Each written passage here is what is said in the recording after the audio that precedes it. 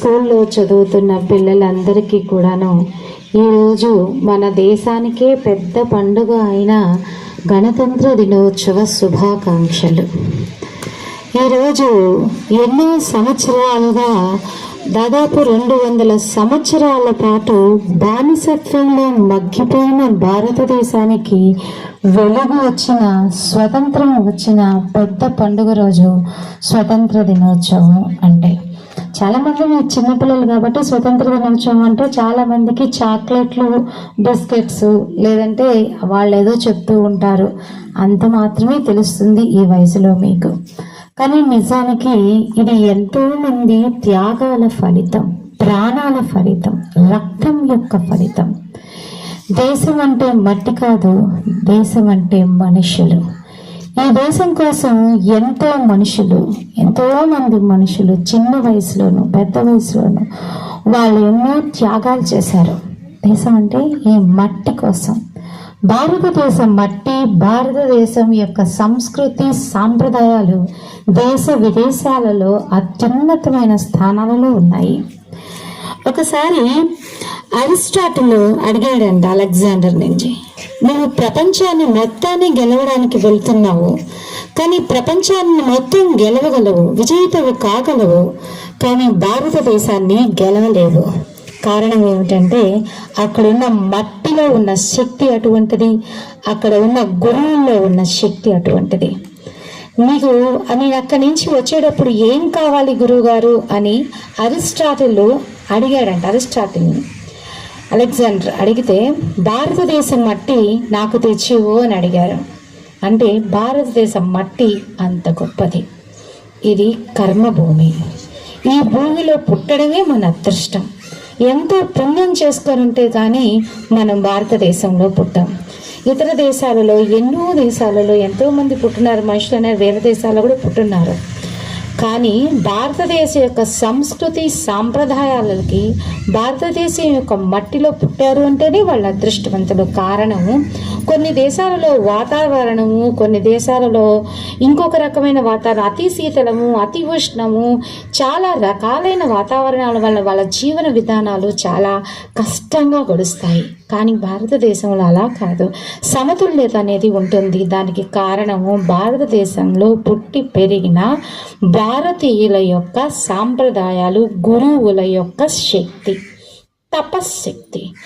ఎంతోమంది భారతదేశాన్ని ఎన్నో రకాలుగా కొన్ని సంవత్సరాలుగా దోచుకున్నారు. కానీ భారతదేశం ఈనాటికి ప్రపంచానికి ముందు నడిపిస్తుంది, ప్రపంచంలోనే మొదటి స్థాయిలోనే నిలబడి ఉంది. ఎన్ని దోపిడీలు జరిగినప్పటికీ అన్ని రకాలుగా భారతదేశ పేరు ఈరోజు ప్రపంచంలో మొదటిగా వినిపిస్తూనే ఉంది.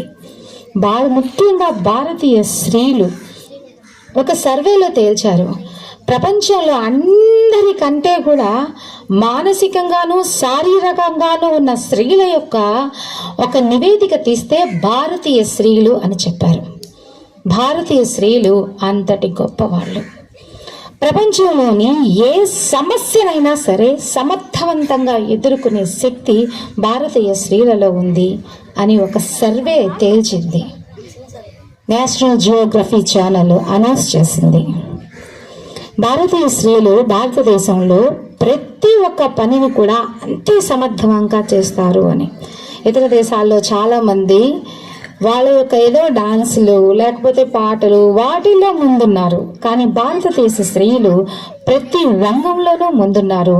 దానికి కారణం భారతదేశం మట్టి, భారతదేశం యొక్క గాలి, భారతదేశం యొక్క రక్తం.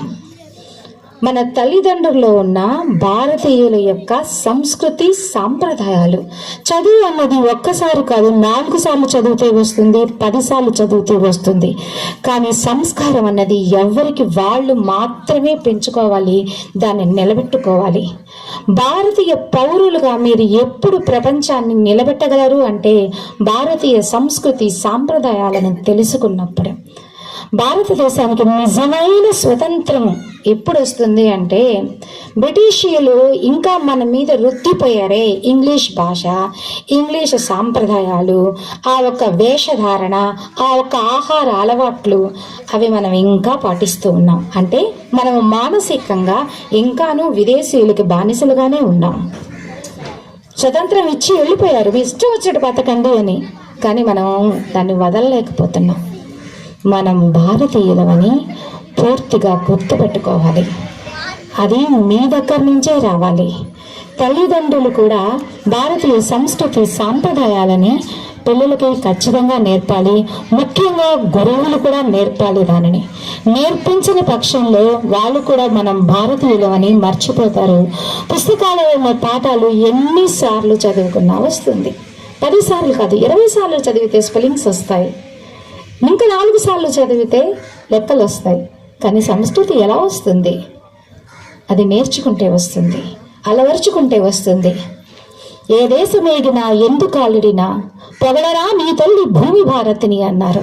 మీ భారతీయ సంస్కృతిలో పుట్టి పెరిగిన మీరు మీ గడ్డ యొక్క విలువని తెలుసుకోని పక్షంలో ఏవి పొగుడుతారు మీ దేశం గురించి?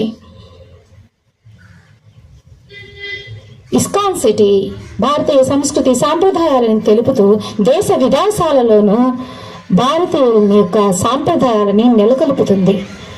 విదేశీయులు కూడా భారతీయ సంస్కృతి సాంప్రదాయాలకి తల వంచుతున్నారు.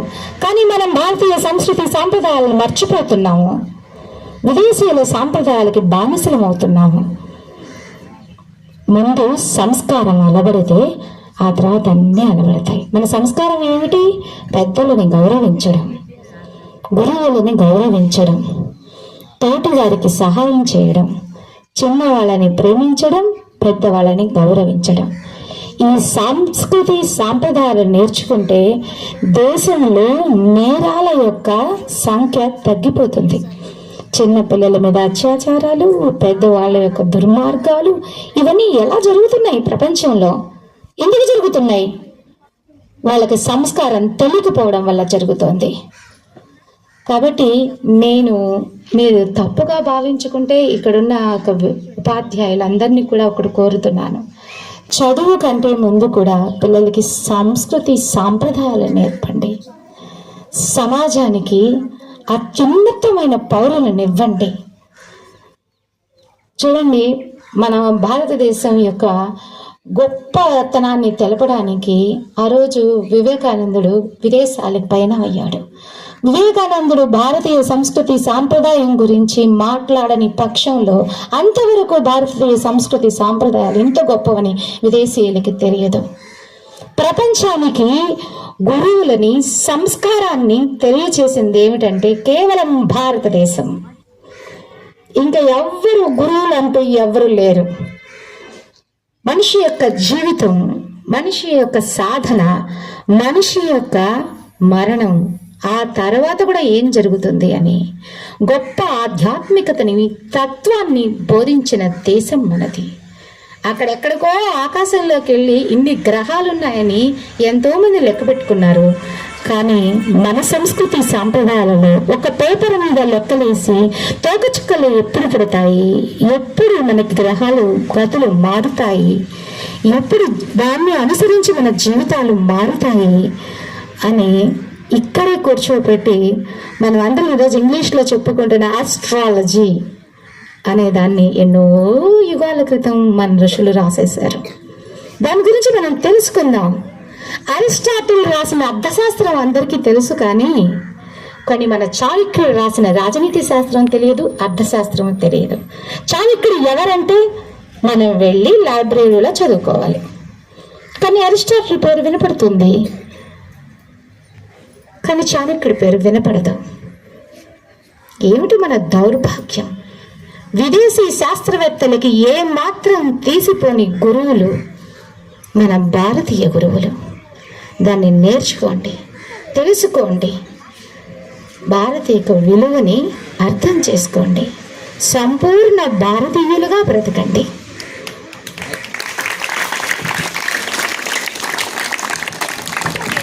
మేడం గారు